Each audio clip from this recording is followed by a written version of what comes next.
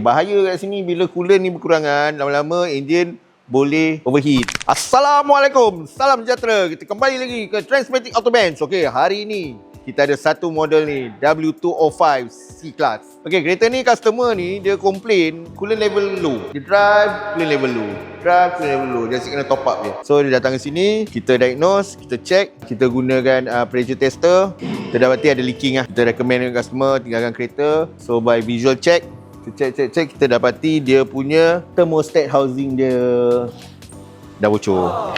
Ini ialah kondisi thermostat housing. Thermostat dia ada di dalam ni. So ini dia punya housing dia. Housing dia buat daripada plastik. So dalam dia punya lifespan dia dah pakai 5 tahun, 8 tahun ataupun mileage ke 80,000, 100,000. Dah lama plastik ni akan mereput. Sebab apa dia mereput? Dia duduk kat tempat yang panas. Dia duduk kat dalam enjin ni. Thermostat ni okey, function, tapi plastik dia yang reput. So bila plastik ni reput, tu yang buat dia leaking, membuatkan dia kehilangan coolant. Okey, bahaya kat sini bila coolant ni berkurangan, lama-lama enjin boleh overheat. So bila enjin overheat, enjin boleh jam, akan mendatangkan kos yang lebih. So kita recommend kat customer, kita dah jumpa benda ni, kita recommend kat customer, tukarlah benda ni. So ni lah thermostat yang baru lah.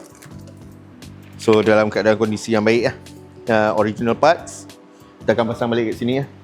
Pada anda yang memiliki kereta Continental, kami Transmatic Autobenz yang berada di Putra Perdana berdekatan dengan Cyberjaya, Putrajaya. Kalau ada masalah dengan kereta kamu, singgah sini untuk kita cek, boleh saja lah, tak ada masalah. Apa-apa, Roger.